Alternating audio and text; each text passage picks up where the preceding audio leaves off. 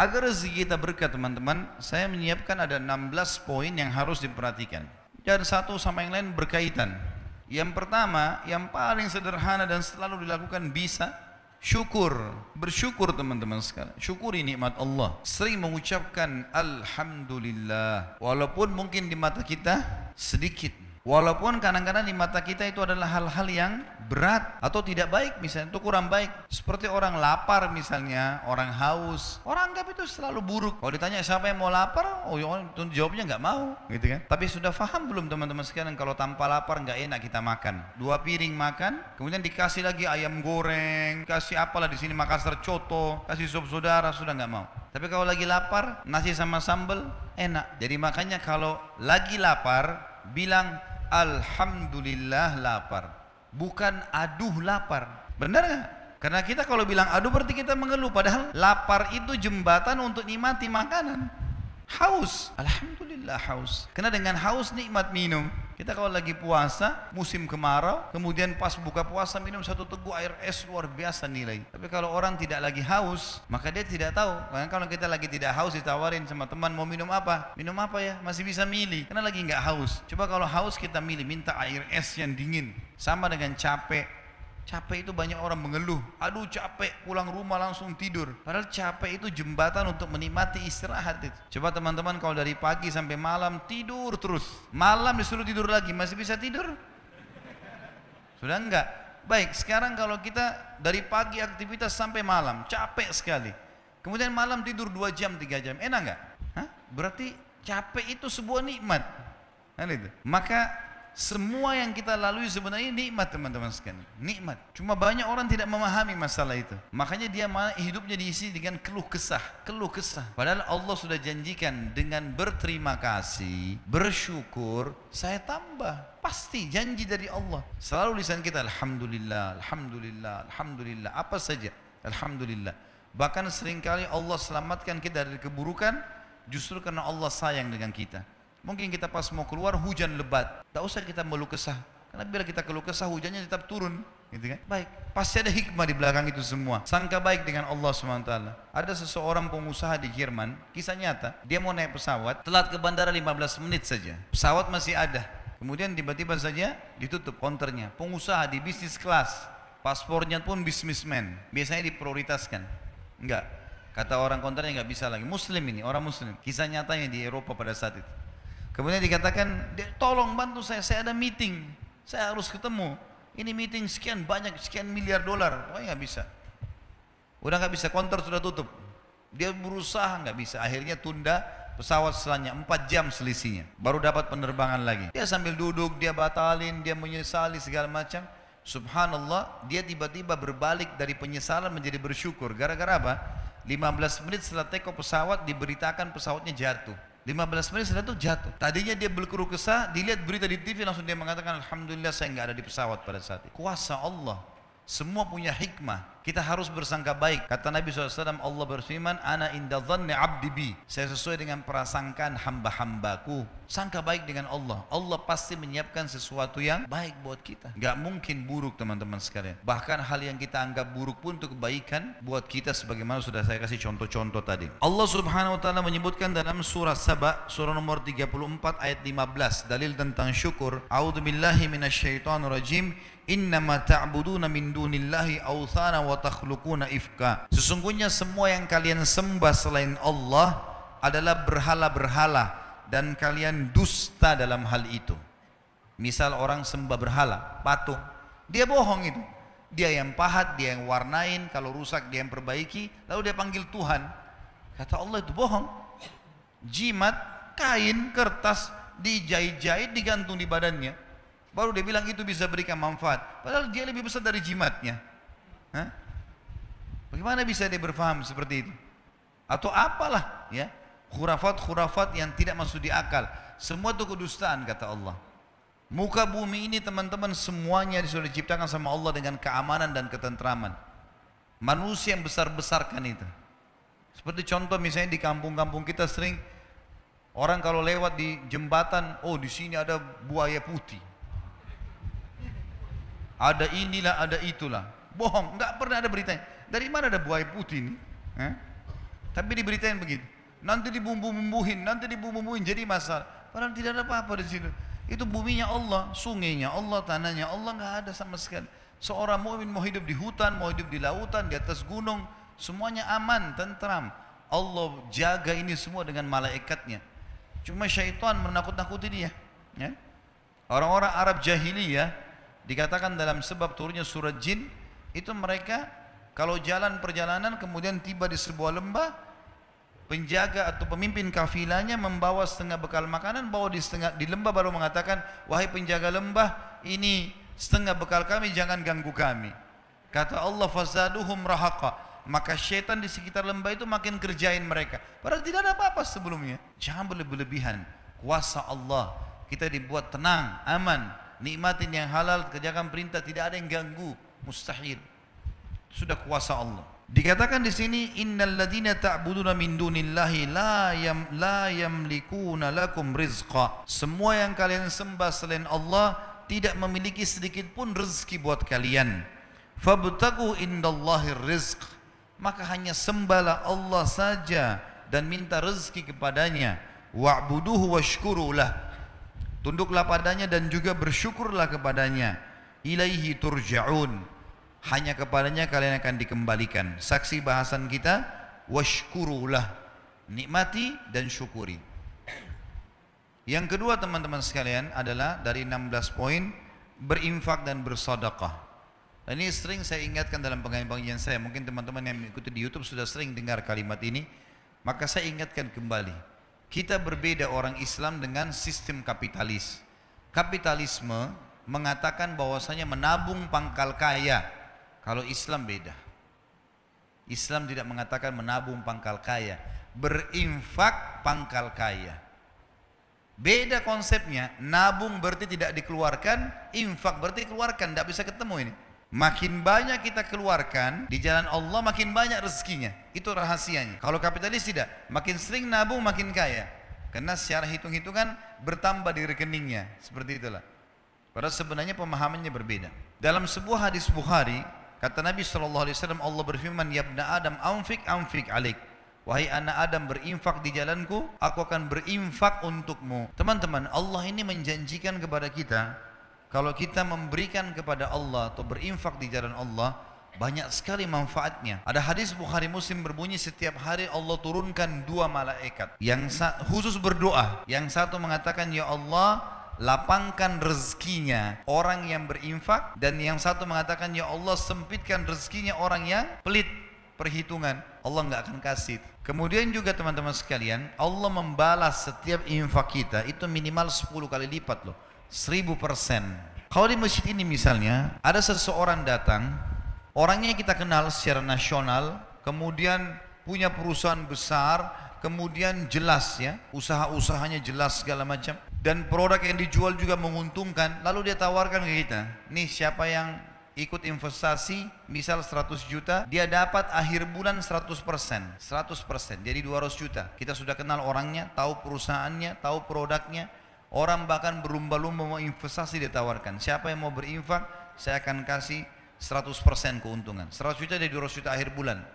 Saya yakin orang berlumba-lumba untuk ikut. Allah memiliki perusahaan depan mata kita, tanda kutip ini, tanda kutip, jangan disalahpahami kalimat perusahaannya. Allah memiliki ciptaan yang kelihatan depan mata. Pohon-pohon ini, kita sendiri, udara yang kita hirup, matahari yang terbit, ini jelas depan mata kita produknya Allah ini. Allah janjikan teman-teman, siapa yang investasi di jalan saya janjikan 10 kali lipat minimal. Di dalam Al-Quran dikatakan, a'udzubillahi minasyaitonirrajim, man ja'a bil hasanati falahu asyru amthaliha. Siapa yang melakukan satu perbuatan kebaikan diantaranya sedekah, saya akan ganti, Allah akan ganti 10 kali lipat, 1000%.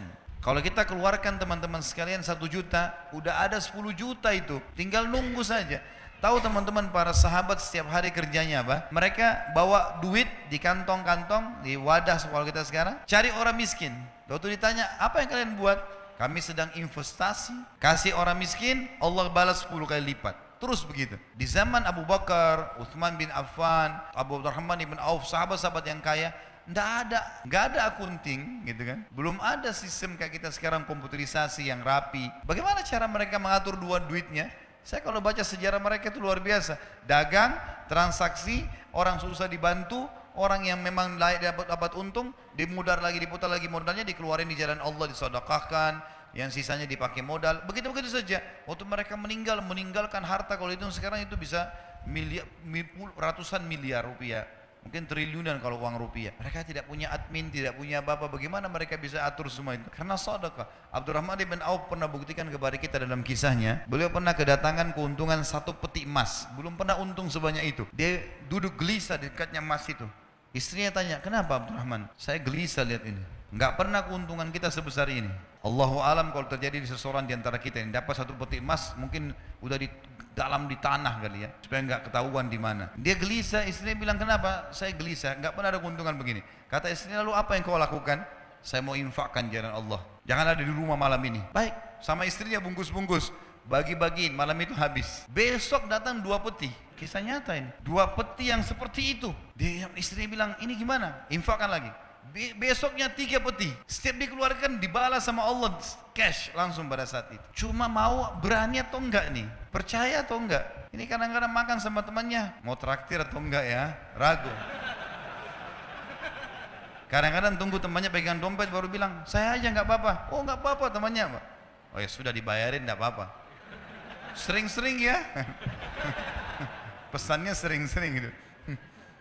Ini salah ini. Di jalan Allah 10 kali lipat. Praktekin, ini rumus yang sederhana. Infak, Allah bilang di jalanku, aku akan balas infakmu itu. Pasti lebih banyak. Dalam hadis Bukhari, kata Nabi SAW, orang sebelum kalian ada 2 orang, dua-duanya bersahabat, dua-dua punya kebun. Musim kemarau, nggak ada hujan sama sekali. Kata Nabi SAW, ini si A sama si B, dia disebutin namanya. Kata Nabi SAW, salah seorang dari mereka, kita anggaplah misalnya A sama B, si B ini. Dia bilang, saya melihat ada awan lewat di atas kebun saya, dan saya dengar suara mengatakan, turunkanlah hujan di kebunnya si Fulan, temannya dia di sebelah. Maka dia bilang, saya bingung, kenapa ada suara dari awan? Saya ikutin, ini hadis sahih riwayat Bukhari, penyampaian Nabi SAW. Kata Nabi SAW, dia pergi kebun temannya, ternyata betul hujan turun cuma di situ saja. Yang lain enggak, musim kemarau. Lalu kemudian dia tanya temannya, apa yang kau lakukan dengan kebunmu? Dia bilang, hasilnya kebun ini saya bagi 3. Hasilnya saya bagi 3. Sepertiga saya infakkan dulu di jalan Allah, sepertiga saya pakai untuk kembali modal, sepertiga saya pakai buat kebutuhan keluarga saya. Kata temannya, pantas kau dapat ini. Ada ipar saya di Ternate, teman-teman saya pernah datang ke sana. Pulang ceramah jam 11:30 malam, suara rumahnya masih pakai seng di belakang. Ternyata ada suara kayak batu besar, pang gitu ribut. Saya kaget, dia ketawa. Dia bilang itu mangga jatuh. Mau coba? Iya, orang Ternate bilang ini mangga madu. Ya. Saya nggak tahu di Makassar kita bilang apa itu, di Jakarta mana lagi katanya. Ada titik-titik madunya di dalam. Coba ya coba, memang manis sekali. Masya Allah saya makan sama dia. Saya bilang besok pagi saya mau lihat pohonnya. Dia bilang ya silahkan. Terus dia bilang pohon ini sepanjang tahun berbuah terus. Saya bilang kok bisa dikasih bibit? Dia bilang enggak. Saya biarin aja begitu. Pokoknya dia sepanjang tahun berbuah. Biasanya kan mangga kita tahu setahun sekali kan. Paling maksimal setahun 2 kali itu sudah luar biasa. Besok pagi habis sholat subuh di masjid saya keluar, saya ke rumahnya, saya pamit ke belakang. Ternyata pohon itu cuma pendek, mungkin cuma 3 meter seperti mungkin tiang masjid ini. Kemudian buahnya banyak sekali sampai mau jatuh ke paving bloknya itu. Cuma pohon itu setengah pohon masuk ke rumahnya, setengah pohon melintang keluar temboknya gitu. Terus dia keluar, dia bilang tiba-tiba kayak Allah kasih jawaban ke saya. Dia bilang ini setengahnya yang masuk ke sini saya pakai buat saya sama keluarga, kalau ada tamu datang saya kasih. Yang keluar itu saya nggak pernah ambil. Siapa saja boleh ambil, silahkan. Saya bilang itu rahasianya kenapa berbuah sepanjang tahun. Coba pertemukan dengan antum di sini, dibungkus plastik, ya. Anaknya saja lihat nggak boleh. Anaknya nggak boleh sentuh. Jangan sentuh ya nak, nanti kalau sudah masak. Kadang-kadang subhanallah ada orang pelit sekali. Dia beli makanan favorit masuk di kulkas, anaknya nggak boleh sentuh, istrinya nggak boleh sentuh. Wah luar biasa nih. Ya. Bagaimana bisa Allah kasih? Maka mulai sekarang harus royal di jalan Allah. Dalam masalah infak teman-teman jangan perhitungan. Itu investasi yang tidak akan pernah habis. Allah Subhanahu wa taala mengingatkan dalam Al-Baqarah surah nomor 2 ayat 254 agar jangan menyesal. Karena kalau teman-teman punya rekening 1 miliar, 2 miliar nggak pernah berinfak di jalan Allah, pada saat meninggal teman-teman demi Allah akan menyesal. Coba dulu saya kasih masjid ini ya, coba dulu saya kasih pesantren ini ya, coba dulu saya beliin Qurannya. Udah telat, udah nggak bisa lagi.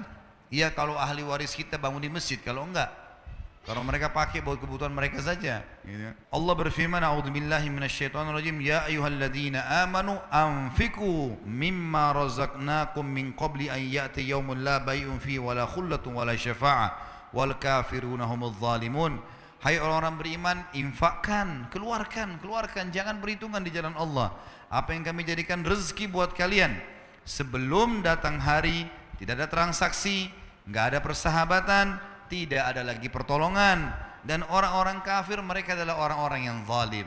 Memberi teman-teman, berikan yang terbaik. Jangan pakai istilah daripada makanan rusak di kulkas kasih aja orang. Nanti rezeki juga daripada ini. Mau dapat ikan paus pakai kapal tanker. Jangan pakai pancing kecil. Celengan masjid lewat rumahnya Allah loh ini. Lewat celengan korek kantong yang paling kecil. 2.000, 1.000. Kalau ada 500 koin, 500 dikasih masuk di masjid. Baru luar biasa cerewetnya.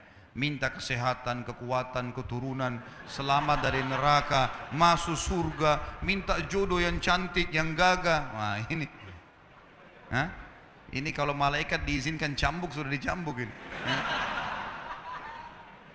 Dalam surah Ibrahim, surah nomor 14, ayat 31 sampai 34 Allah juga berfirman, A'udzubillahi minasyaitonirrajim, kulli ibadiyalladzina amanu, katakanlah hai Muhammad kepada hamba-hambaku yang beriman, yuqimus shalah, mereka selalu sholat, jaga 5 waktu sholatnya. Itu waktu absen kepada Allah, datang on time di awal waktu. Wa yunfiqu mimma razaqnahum sirran wa alaniyah, dan mereka selalu ikutkan setelah sholat infak, sembunyi-sembunyi atau terang-terangan. Karena kadang-kadang kita dimintai orang di pinggir jalan sudah. Ingat kaidah dalam ibadah, kalau ibadah telah tiba waktunya, saatnya eksekusi, bukan saatnya menilai.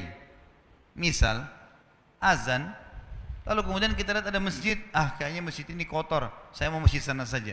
Bukan saatnya menilai. Azan, sholat, di masjid manapun sholat, gitu kan? Ada orang miskin lewat minta, bukan kita nilai orang ini masih kuat, orang ini bohong atau tidak, bukan urusan kita itu. Orang lagi minta, Tuhanmu lagi suruh kasih, bukan menilai. Eksekusi kasih orang. Ini pintu syaitan saja, membuat kita selalu menilai. Lalu kapan kita lakukan? Siapa orang yang kita anggap paling layak? Sementara berinfak boleh kepada orang kaya. Sekarang saya kaya, adik saya kaya, lalu saya mau kasih dia uang, bolehkah? Boleh. Infak tetap pahala. Apalagi kalau dia orang miskin. Tidak selamanya infak itu kepada orang miskin. Kita boleh memberikan makan orang lain, memberikan hadiah pakaian, walaupun dia orang kaya, nggak ada masalah. Nabi SAW mampu dan beliau menerima hadiah. Kemudian dikatakan min qabli an ya'tiya yaumun la bai'un fihi wala khilal, sebelum datang hari di mana kalian akan menyesal karena nggak ada lagi transaksi. Orang-orang miskin yang kita temui di dunia teman-teman, kalau kita ketemu di mahsyar, walaupun kita mau kasih 1 miliar rupiah sudah nggak laku miliaran rupiah di sana. Mau kasih pahala dia terima, duit dia sudah nggak terima. Mau kasih makanan dia nggak terima. Orang di akhirat nggak butuh makanan dunia. Tidak ada lagi transaksi dan tidak ada juga persahabatan. Lalu Allah menceritakan di ayat 32-nya Ibrahim, Allahul ladzi khalaqas samawati wal arda wa anzala minas samai ma'an fa akhraja bihi minats thamarati rizqan lakum, yang telah memerintahkan kalian menjaga salat kalian dan menginfakkan apa yang menjadi rezeki buat kalian adalah Allah yang telah menciptakan seluruh langit dan bumi dan telah menurunkan air dari langit dan telah menumbuhkan dengan air-air itu buah-buahan sebagai rezeki buat kalian. Wasakhara lakumul fulka litajriya fil bahri bi amri, dan yang telah menyuruh kalian salat dan berinfak di jalannya adalah yang telah menundukkan buat kalian bahtera-bahtera, sehingga yang telah menundukkan buat kalian lautan dan sungai sehingga bahtera-bahtera kalian bisa meraung di atasnya. Wasakhkhara lakumul anhar, dan telah menundukkan juga buat kalian sungai, jadi laut dan sungai. Wasakhkhara lakumus syamsa wal qamara daibain, dan yang telah merintahkan kalian salat dan berinfak adalah yang telah menciptakan dan mengatur matahari dan bulan yang rutin, matahari pagi hari, bulan di malam hari. Wasakhkhara lakumul laila wan nahar, dan yang telah menyuruh kalian salat dan berinfak adalah yang telah menundukkan malam dan siang. Wa atakum min kulli ma sa'altumuh, dan juga dia telah memberikan semua yang kalian minta. Wa in ta'uddu ni'matallahi la tuhsuha, kalau kalian ingin menghitung-hitung nikmat Allah, kalian tidak akan mampu menghitungnya. Innal insana la zalumun kafar, sesungguhnya manusia itu adalah makhluk yang zalim dan kufur. Tidak ada haknya dia, tidak ada punya dia di situ andil, tapi dia merasa dia punya hak. Teman-teman sekalian, kalimat Allah di sini wa atakum min kulli ma sa'altumuh. Saya mau teman-teman renung ini. Allah bilang dan Allah memberikan semua yang kalian minta. Bagaimana kita pahami ayat ini? Mungkin ada di antara kita sini yang mengatakan, Ustaz, ada doa saya yang belum Allah kabulkan. Baik, pertemukan sekarang teman-teman antara kebutuhan kita sehari-hari dengan permintaan kita yang belum Allah kasih. Contoh, kita lagi lapar. Setiap hari kita lapar kan? Kalau kita nggak makan seharian lapar. Kita kadang-kadang cuma bilang begini, lapar. Kalimat itu saja. Dapat makanan, baik kita beli sendiri, baik kita dikasih orang, baik tiba-tiba ada yang sudah terhidangkan di rumah. Kalau kita tidak dipenuhi lapar kita tiap hari sama Allah, nggak bakal kita hidup sampai sekarang. Tiap hari kita haus, Allah penuhi haus kita. Tiap hari mata kita butuh cahaya, lalu Allah kasih cahaya. Tiap hari kita butuh energi untuk tubuh kita, Allah kasih, gitu kan? Tiap hari banyak bahaya yang bisa menyerang kita dari bakteri, Allah jaga. Ingat ya, orang sehat lebih banyak daripada orang sakit loh. Di sebelah kita ini ada rumah sakit. Mana lebih banyak teman-teman? Orang yang jalan di jalanan atau orang yang di rumah sakit? Orang yang di jalanan lebih banyak. Lebih banyak orang yang sehat daripada orang sakit loh. Kita sekarang dalam kehidupan kita selama hidup, umur antum ini berapa? 30, 40, 50 tahun, 60 tahun. Mana lebih banyak sehat atau sakit? Lebih banyak sehatnya. Mana lebih banyak lapar atau kenyang?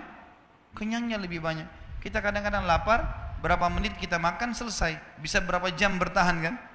Lebih banyak nikmat Allah loh sebenarnya pada kita. Jadi yang Allah belum kasih 1-2 permintaan, yang lain Allah kasih loh. Kita capek tinggal tidur, kita lapar tinggal makan, kita hirup oksigen. Yang Allah belum kasih mungkin kita minta jodoh, kita minta pekerjaan. Itu pun ada hadis yang berbunyi begini, sangka baik sama Allah. Kata Nabi SAW, kalau Allah mendengar doa yang indah dari hambanya, maka Allah sengaja terlambatkan jawabannya agar dia tetap dalam doanya. Misal gini, kita berdoa, ya Allah, zat yang di malam hari kita sujud, kayak tadi cerita orang Mesir itu misalnya, ya Allah, zat yang maha kuat, maha perkasa, yang turun dari ke langit bumi sepertiga malam, yang mengizinkan saya mengucapkan kalimat-kalimat saya ini. Kita mengucapkan puji-pujian kepada Allah, kita memohon. Allah tahu itu doa mulia. Allah tunda 2-3 hari baru dikasih. Bayangkan kalau kita dikasih langsung, misal ya Allah sembuhin saya, tiba-tiba sembuh saat itu, masih berdoa kira-kira?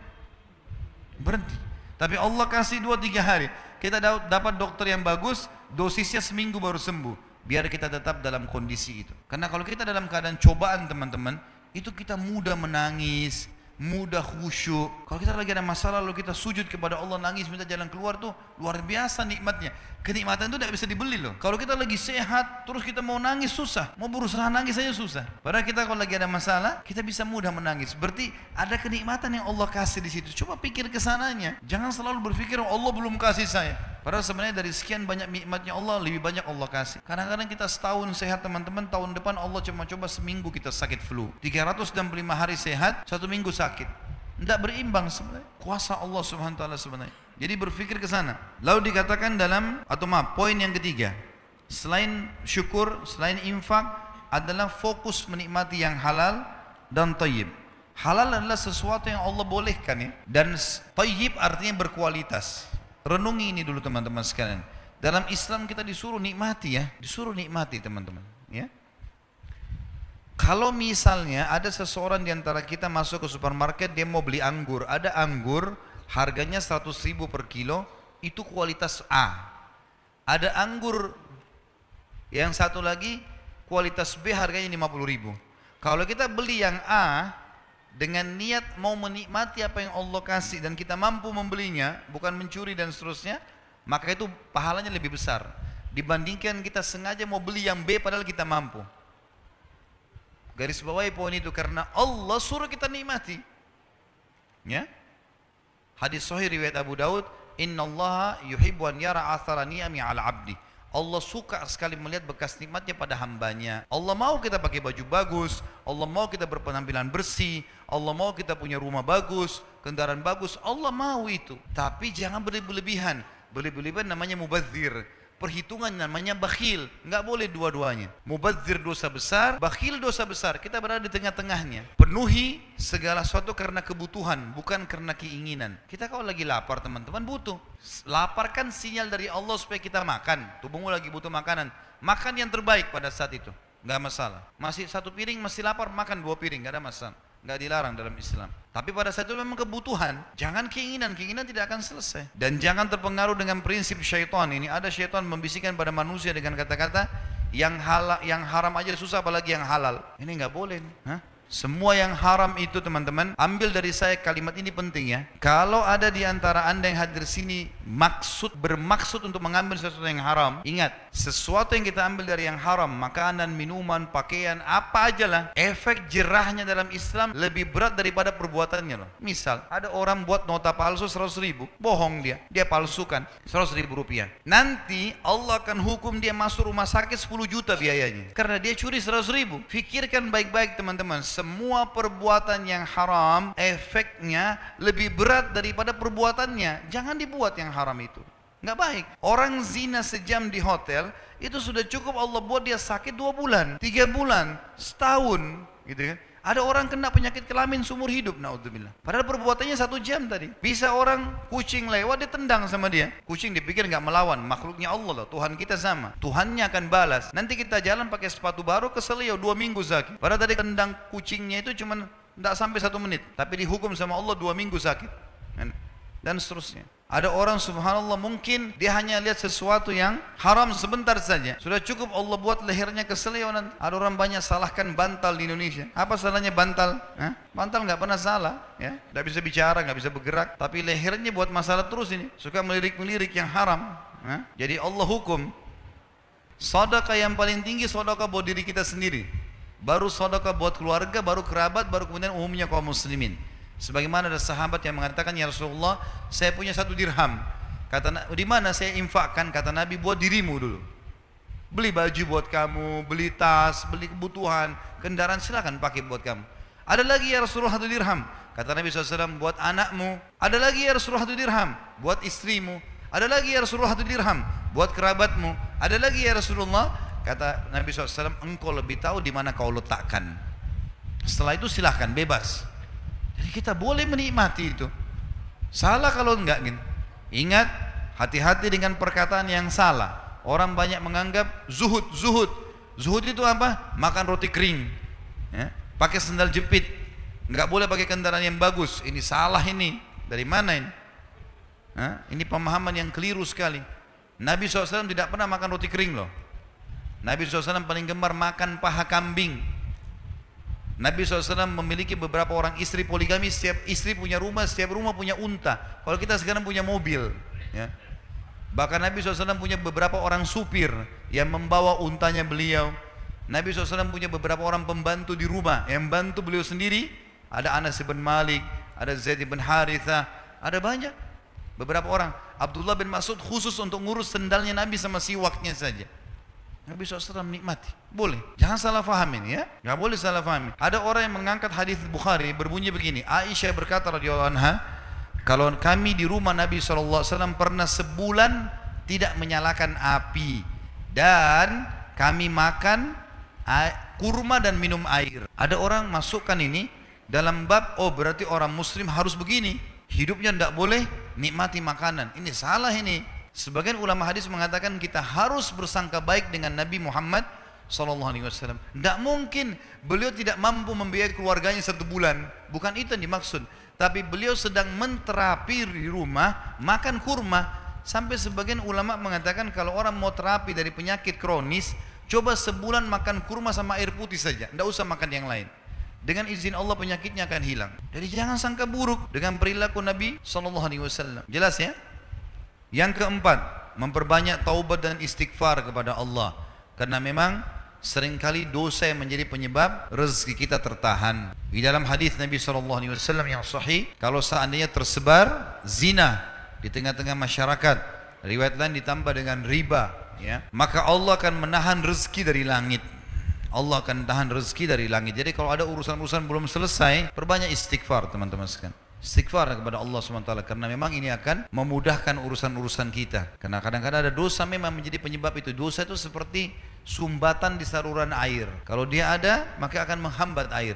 Tarik sumbatan itu, memohon ampun kepada Allah, maka insya Allah Allah akan maafkan. Walaupun kita tidak sadar, kalau kita punya dosa, tetap kita beristighfar kepada Allah Subhanahu wa ta'ala. Sebagaimana sabda Nabi SAW, saya pribadi, kata Nabi, beliau seorang Nabi, bertaubat dan beristighfar kepada Allah satu hari 70, riwayat lain 100 kali. Ya, kata sebagian ulama, siapa yang beristighfar, bertaubat kepada Allah dengan ikhlas 100 kali, maka sama saja dia sedang membersihkan 100 dosanya hari itu. Kalaupun dia tidak ada dosa sampai 100, maka akan dicatat pahala di sisi Allah Subhanahu wa ta'ala. Allah berfirman tentang istighfar dalam surah Nuh, surah nomor 71 ayat 10 sampai 12. A'udzu billahi minasyaitonir rajim. Faqultu astaghfiru rabbakum innahu kana ghaffara yursilis samaa 'alaikum midrara wa yumditkum bi amwalin wa banin wa yaj'al lakum jannatin wa yaj'al lakum anhara. Maka aku berkata kepada kaumku, bertaubatlah kalian, beristighfar kepada Tuhan kalian, karena Dia Maha Pengampun. Niscaya Dia akan mengirimkan dari langit hujan yang lebat. Makna yang lain adalah rezeki yang banyak, dan juga akan memperbanyak harta-harta kalian dan memperbanyak anak-anak kalian, serta memperluas kebun-kebun kalian, dan juga memperbanyak sungai-sungai dan lautan kalian. Di sini kita lihat teman-teman sekalian bagaimana ayat Al-Quran sangat jelas memerintahkan kita untuk beristighfar dan bertaubat kepada Allah Subhanahu wa ta'ala. Kata Abdullah bin Umar radhiyallahu anhuma, saya tidak melihat ada sebuah kata kunci di mana saya selamat dari masalah yang sedang saya hadapi kecuali istighfar. Kadang-kadang saya melakukan sebuah dosa, maka Allah haramkan saya sholat subuh berjamaah di masjid sampai sebulan, dan tidak Allah angkat itu kecuali dengan istighfar dan taubat. Dan ini sangat besar sekali manfaatnya. Beristighfarlah kalian semua kepada Tuhan kalian, maka Dia sangat, ya, pengampun. Yursil sama alaikum midrara, Dia akan turunkan dari langit banyak sekali hujan atau rezeki. Wa yumditkum bi amwalin wa banin, dan Dia akan memperbanyak harta juga keturunan kalian. Wa yaj'al lakum jannatin wa yaj'al lakum anhara, dan Dia akan memperbanyak dan melebatkan hasil kebun-kebun kalian, dan juga memperkaya isi laut dan sungai kalian. Yang kelima, bertakwa kepada Allah, selalu patuh. Takwa ringkasnya adalah patuh. Bagaimana seseorang patuh kepada Allah Subhanahu wa ta'ala. Dan orang yang patuh kepada Allah akan bahagia teman-teman sekalian, akan selalu bahagia. Patuhlah kepada Allah, ada orang lihat atau tidak ada yang lihat, karena Allah akan selalu bersama dengan orang-orang yang patuh kepadanya. Menikmati hubungan dengan Sang Pencipta sangat indah, sangat baik. Allah bolehkan ambil, Allah nikmati, Allah larang tinggalkan. Dan Allah menjanjikan dalam Al-Quran kurang lebih 226 ayat berbicara masalah keutamaan orang yang bertakwa. Tapi yang jadi saksi bahasan kita adalah surah At-Talaq, surah nomor 65 ayat 2 sampai ayat 5. A'udzu billahi minasyaitonir rajim. Wa may yattaqillaha yaj'al lahu makhraja. Siapa yang bertakwa kepada Allah, Allah akan berikan jalan keluar dari masalahnya. Kemudian ayat 3-nya wa yarzuqhu min haitsu la yahtasib, dan Allah akan memberikan kepadanya jalan keluar, Allah akan berikan kepadanya rezeki dari tempat yang ia tidak sangka-sangka. Ayat 4-nya, dan itu ayat 2 sama ayat 3. Ayat 4-nya wa may yattaqillaha yaj'al min amrihi yusra. Siapa yang bertakwa kepada Allah, Allah akan mudahkan segala urusannya. Ayat kelimahnya, wa may yattaqillaha yukaffir anhu sayyi'atihi wa yu'dhim lahu ajra. Siapa yang bertakwa kepada Allah, Allah akan ampuni dosa-dosanya dan lipat gandakan balasannya. Yang keenam, bertawakal. Tawakal artinya menyerahkan perkara setelah berusaha. Allah Subhanahu wa ta'ala menyuruh kita bertawakal. Ikhtiar dulu, kemudian serahkan hasilnya kepada Allah Subhanahu wa ta'ala. Makin pasrah kepada Allah maka makin baik. Sebagaimana sabda Nabi SAW dalam hadis Bukhari, kalau kalian betul-betul bertawakal kepada Allah, betul-betul menyerahkan hasil usaha, setelah ikhtiar baru serahkan hasilnya kepada Allah, maka pasti Allah akan berikan kepada kalian rezeki seperti seekor burung yang pergi pada pagi hari, kemudian dia kembali sementara perutnya sudah terisi dengan makanan. Hewan-hewan tuh teman-teman sekalian nggak punya ijazah kayak kita, nggak ada ide bisnis, nggak tahu komputer, nggak tahu HP, hidup, makan, minum. Mereka keluar pada pagi hari cari rezeki, malam sampai sudah kenyang, sampai ajalnya datang. Miliaran jumlahnya hewan bisa hidup, semut di lubangnya bisa hidup. Bagaimana kita manusia yang memang dianggap makhluk yang paling sempurna, fi ahsani taqwim, kemudian punya ketakutan-ketakutan ya, terhadap rezeki yang sedang Allah siapkan. Dalilnya tadi surah At-Talaq ayat 3, surah nomor 65, wa may yatawakkal 'alallahi fahuwa hasbuh.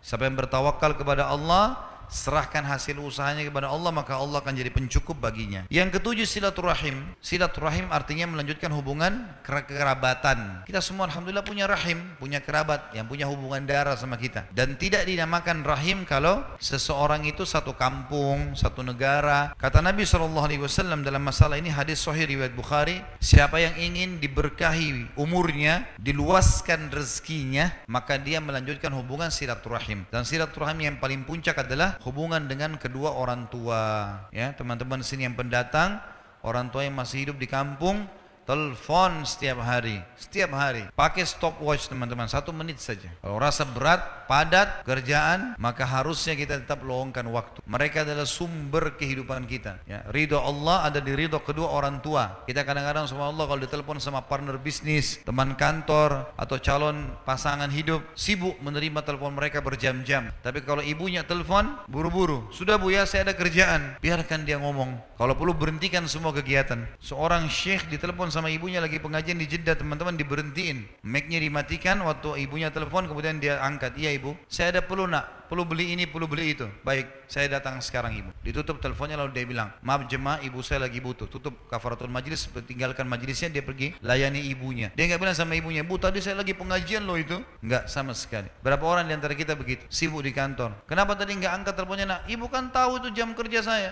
Marah-marah sama ibunya. Padahal subhanallah ini adalah puncak silaturahim. Rezeki kita ada di situ. Berbuat baiklah teman-teman sekalian. Penuhi kebutuhan mereka, samponya, sabunnya, odolnya, sikat giginya, bedaknya, handuknya, penuhi semuanya. Kalau perlu jangan sampai mereka beli sendiri. Kirimkan dari Makassar ke kampung-kampung itu. Itu luar biasa fadilahnya. Kata Nabi SAW, ibumu dan ayahmu, kemudian saudarimu, saudaramu, lalu kerabat terdekat. Itu orang-orang yang paling dekat dengan kita. Jadi ini rahim yang harus dijaga. Kadang-kadang subhanallah kita setahun sekali mudik, itu pun pada saat setahun sekali ketemu sebentar sama orang tua, salaman, lalu tinggalkan mereka. Ketemu sama teman-temannya, orang tua lagi butuh, rindu mau bicara sama kita. Doanya mereka sangat luar biasa. Seorang salaful ummah di kancah peperangan teriak-teriak, saya sudah menang, kita pasti menang, Allahu Akbar, terus dia takbir. Sampai orang-orang bingung, ini pasukannya sedikit, lagi dipukul musuh, kayaknya menang betul, gitu kan? Terus tanya sama pasukannya, kenapa tadi anda begitu yakin? Dia bilang, karena tadi sebelum saya berangkat, waktu kita sebelum berangkat ke medan perang ini, saya sudah pesan sama ibu saya, ibu doain saya ya, supaya saya menang. Dan saya yakin ibu saya sedang doakan dan Allah utus pasukan dari langit membantu saya. Jangan berembe tangan-tangan yang sudah keriput orang tua kita teman-teman sekalian. Mereka angkat tangan ke langit diijabah. Kata Nabi SAW, doa orang tua buat anaknya diijabah. Itu silaturahim yang paling tinggi. Jangan anggap remeh. Mulai malam ini programkan untuk selalu tanya kabarnya orang tua, ya, beri kebutuhannya, antarkan makanan. Apalagi kalau satu kota Makassar, bawa ke rumahnya, datang, luangkan waktu untuk ke sana. Yang kedelapan, haji dan umrah. Dan ini sesuai dengan hadis Nabi SAW, haji dan umrah yang dikerjakan secara berkesinambungan akan menghilangkan kesusahan hidup dan kemiskinan, sebagaimana api menghilangkan karat dari besi. Ada yang tanya sama saya, Ustaz, saya sudah umrah tahun lalu, sekarang ada uang mau umrah lagi atau saya lakukan yang lain? Saya bilang umrah lagi. Kalau saya umrah lagi, kecuali ketemu dengan hutang ya. Umrah sunnah, kalau bayar hutang wajib, selesaikan utang. Tapi kalau mau ibadah apa lagi, maka umrah. Baik, saya punya duit Ustaz, saya mau umrah lagi atau saya umrahin kerabat saya atau teman saya? Jawabannya anda umrah lagi. Karena tidak ada jaminan umrah yang lalu sudah diterima sama Allah. Dan sekarang yang sedang kena hukum untuk melakukannya adalah kita, karena kita lagi wajib. Kecuali kita sudah bayar, ada lebih lagi, kita bawa kerabat kita, silahkan. Jangan biarkan orang lain melakukannya tanpa kita lakukan, ya. Dan jangan cuma menonton orang lain mengerjakan ibadah. Ini nggak benar. Kita harus di situ punya andil. Kalau kita lagi satu mobil sama teman, ada orang miskin ketuk-ketuk kaca, biasanya kalau teman kita sudah kasih duit, kita juga nggak ikut-ikutan kasih duit kan? Karena kita pikir oh dia sudah kasih. Ini sama saja nonton orang lain masuk surga, kita sendiri enggak gitu. Ya?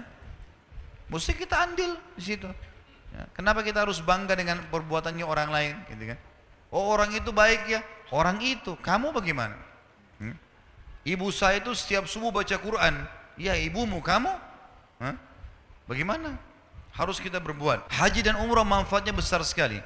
Setiap kali kita ke sana kita akan mencas diri kita. Atha bin Abi Rabah rahimahullah, ulama tabi'in, umurnya 100 tahun.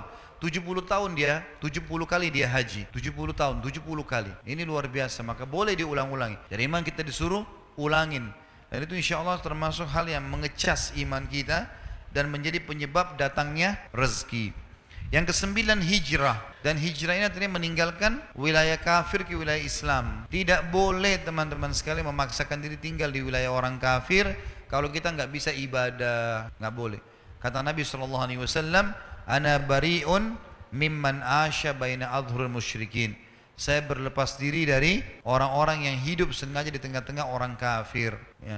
Nanti kalau mau meninggal susah, jenazahnya nggak tahu dikubur di mana, mau sholat susah, ya mau cari makanan halal susah, gitu kan? Hijrah ke wilayah Islam diperintahkan dan penyebab bertambahnya rezeki. Kalau ada orang bilang dia ke negara kafir untuk mengambil rezeki, ini keliru. Ke negara Islam, karena Allah SWT berfirman dalam surah An-Nisa, surah nomor 4 ayat 100. A'udzu billahi minasyaitonir rajim, wa may yuhajir fi sabilillah yajid fil ardi muragaman katsiran wa sa'a. Siapa yang hijrah di muka bumi ini di jalan Allah ke wilayah-wilayah Islam dari wilayah kafir, maka dia akan dapatkan peluang-peluang yang besar dan kelapangan rezeki dijanjikan oleh Allah Subhanahu wa taala. Dan kita tahu sahabat pada saat hijrah dari Mekah ke Madinah, mereka dibukakan oleh Allah pintu-pintu rezekinya. Yang ke-10, doa. Berdoa kepada Allah SWT, selalu berdoa. Jangan pernah berhenti teman-teman. Jangan berdoa pada saat darurat saja. Kata Nabi SAW, kenali Tuhanmu, maksudnya berdoalah kamu selalu. Ya? Pada saat kamu lagi senang, maka dia akan kenali kau pada saat kamu lagi susah. Berdoa. Dan doa ini ada kiat-kiatnya. Yang pertama, ikhlas kepada Allah SWT tentunya. Harus tulus, jangan karena riya, jangan karena mau dipuji oleh orang lain, atau karena mengejar masalah dunia. Kemudian yang kedua, harus dimulai dengan tahmid dan salawat. Alhamdulillah wassalatu wassalamu ala rasulillah, sesuai dengan sabda Nabi SAW, kullu amrin la yabda' bismillah fahuwa aqta. Semua perkara yang tidak dimulai dengan memuji Allah atau nama Allah, maka dia terputus dari rahmat. Kemudian hadis yang lain juga, doa yang tidak dimulai dengan salawat kepadaku pada Nabi Muhammad SAW, maka akan terhijab. Jadi poin pertama ikhlas, yang kedua memulai dengan memuji Allah dan salawat kepada Nabi SAW. Yang ketiga, menggunakan asma husna, nama-nama Allah dan sifat-sifat yang mulia, seperti ya Ghafur, ighfirli, ya Tawwab, tub alayya, sebagaimana firman Allah SWT, a'udzubillahi minasyaitonir rajim, walillahil asmaul husna fad'uhu biha. Dan Allah memiliki nama-nama mulia, maka gunakanlah dalam doa-doa kalian. Yang keempat, tidak tergesa-gesa dalam ucapan dan dalam menunggu jawaban. Sabar, nikmatin prosesnya. Mulai kita mengucapkan Rabbana atau Allahumma, itu sudah ada garis startnya, sudah ada garis finishnya. Sabar, nikmati prosesnya. Sebagaimana sudah saya jelaskan tadi di awal-awal pertemuan kita. Kata Nabi SAW, yustajabu li ahadikum malam ya'jal. Diterima doa seseorang di antara kalian selama dia tidak tergesa-gesa. Kata para sahabat, wa kaifa ya'jal ya Rasulullah? Bagaimana cirinya orang tergesa-gesa itu?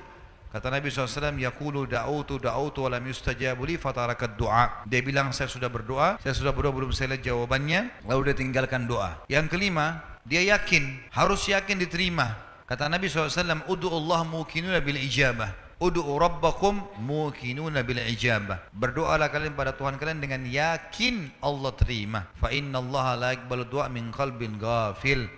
Karena Allah tidak akan menerima doa dari hati yang lalai. Kalau cuma sekedar seperti orang kumur-kumur atau rutinitas saja, maka ini tidak dikabulkan oleh Allah. Tapi renungi, resapi. Allah memahami semua bahasa. Sampaikan. Yang keenam, memaksimalkan waktu-waktu mustajab doa, seperti sepertiga malam pada saat hujan lagi turun, ya. Kemudian antara azan dan iqamah. Kemudian juga doa orang tua buat anak, doa anak untuk orang tua, doa muslim untuk muslim yang lain. Ini semua adalah mustajab doa. Baik, kemudian yang ke-11 teman-teman adalah kiatnya nikah. Nikah. Kalau orang nikah karena memang meminta agar Allah SWT menjauhkan diri dari yang haram, maka ini termasuk pintu rezeki. Pintu rezeki. Kata Nabi SAW, 3 orang yang pasti Allah kasih rezeki. Pasti. Yang pertama adalah mukatib. Mukatib adalah seorang budak sahaya yang mau bebaskan dirinya. Dia berkata pada tuannya, saya mau bebas. Tuannya bilang, baik, kamu bayar 10 juta. Lalu kemudian dia bilang, baik, saya cicil sebulan 1 juta. 10 bulan saya bebas. Kata tuannya, baiklah. Ini namanya mukatib. Ini pasti Allah kasih rezeki karena dia mau bebas dari keterbudakannya. Yang kedua adalah mujahid. Walaupun dia keluar dengan baju di badan, Allah akan penuhi kebutuhannya. Dan yang ketiga, seseorang menikah karena takut terjerumus pada yang haram. Jadi yang bujang-bujang harus segera menikah. Yang sudah menikah sudah nikmati. Ya. Jangan tambah dulu. Nikmati dulu. Ya. Tapi yang belum menikah ini jangan hubungkan antara nikah sama prestasi dunia. Tidak ada hubungannya. Ibadah tidak ada hubungannya sama prestasi dunia. Kalau harus sarjana dulu, harus punya rumah dulu, harus punya mobil dulu, ini terlalu lama. Terlalu lama. Orang-orang tua juga begitu. Jangan terlalu tahan-tahan anaknya. Tidak ada hubungannya. Ibadah.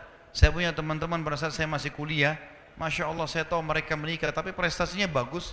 Tidak ada masalah sama sekali.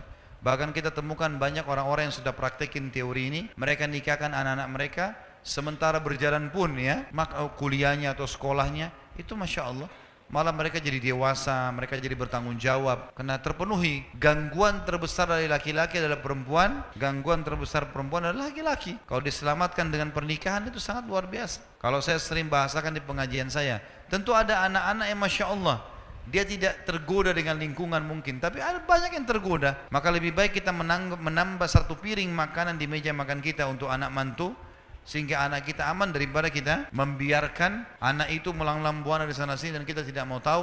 Nanti ada hamil di luar nikah, ada memalukan nama keluarga, dan zina berbahaya.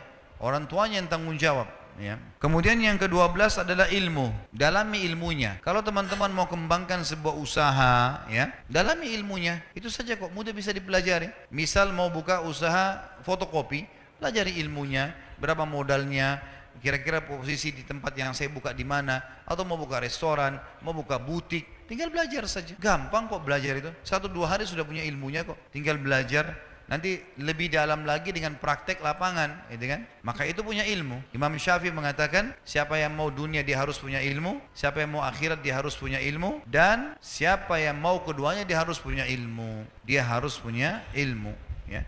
Jadi kita harus kuasai. Makanya banyak orang-orang kafir sukses di bidangnya, dia kuasai itu. Dan orang-orang muslim dianjurkan, sebenarnya dalam Islam sudah ada ya. Innallaha yuhibbu min abdin idza amila amalan an yutqinahu. Allah sangat suka seorang hamba yang kalau dia lakukan satu perbuatan dia menguasainya. Jadi teman-teman jangan terlalu banyak bercabang, fokus ke satu bidang. Misal contoh, dia jual pisang goreng, udah dikemas pisang goreng itu, bagaimana bisa menjadi sebuah pekerjaan profesional. Insya Allah akan terkenal tuh, gitu kan?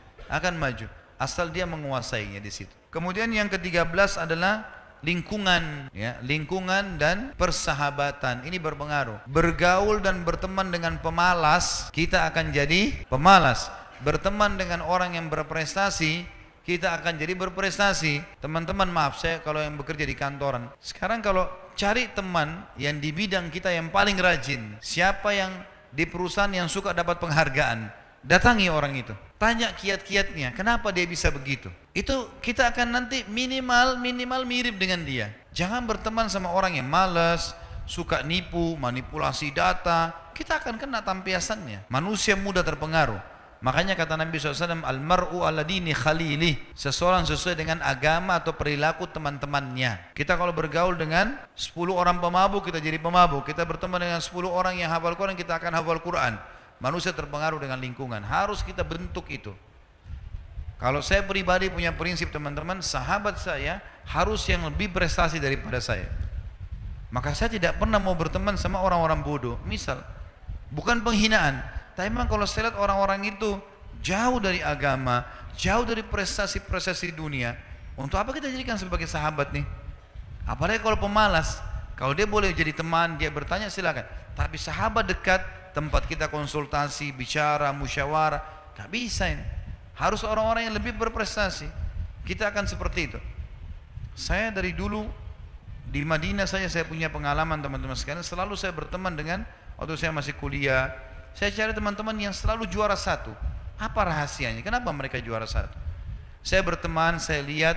Awalnya saya butuh waktu untuk adaptasi, tapi lama-lama saya alhamdulillah bisa berkembang. Contoh yang lain teman-teman di perusahaan. Islam menyuruh kita berkembang. Kalau ada dua orang jadi OB misalnya, contoh saja, si A sama si B, gajinya 2 juta, 2 juta. Allah akan memberikan kita teman-teman sesuai dengan niat dan keinginan kita loh. Kalau kita mau maju, Allah majukan. Walladzina jahadu fina lanahdiyannahum subulana. Orang yang berusaha menempuh jalan-jalan menuju kami akan mudahkan dia untuk ke sana. Termasuk masalah pintu rezeki ini. Si A sama si B jadi OB. Si A mengatakan sudahlah, saya cukupkan dengan ini, selesai. Maka dia bisa saja sampai 10 tahun jadi OB terus. Kalau si B enggak, misal dia petakan perusahaan itu. Saya dari OB bisa jadi apa saja sih? Oh tingkatannya ini, gajinya ini. Cara untuk mencapai tingkatan ini 1, 2, 3, 4, 5. Dikejar prestasi itu. Maka pasti dia akan dekat ke situ. Walaupun mungkin dia belum mendapatkannya, minimal dia bisa dekat di situ. Kemudian yang ke-14 adalah keterampilan. Ya kalau bahasa saya sebenarnya inovatif ya. Dan kreatif teman-teman sekalian. Jadi jangan selalu fokus dan bangga dengan produk orang. Coba berusaha bagaimana kita bisa punya produk sendiri. Kita berusaha sendiri. Memang jangka pendek tidak langsung menguntungkan, tapi jangka panjang itu besar sekali manfaatnya.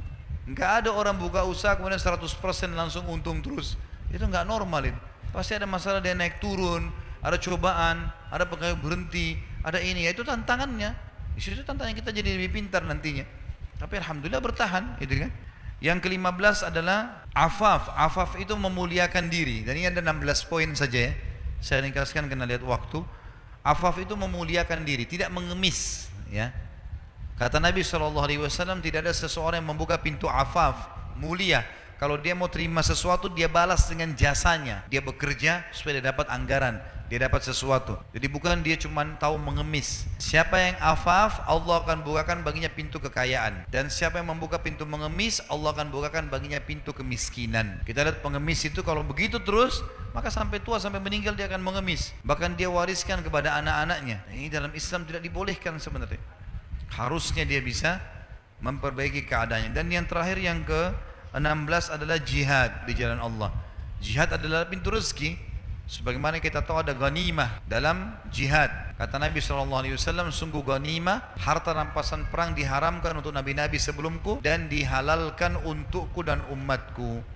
Ya, dalam riwayat lain dikatakan, kalau ghanimah di zaman sebelum Nabi Muhammad SAW didatangkan, maka dikumpulkan lalu nabinya berdoa lalu turun petir dari langit menyambar harta-harta tersebut sehingga hangus.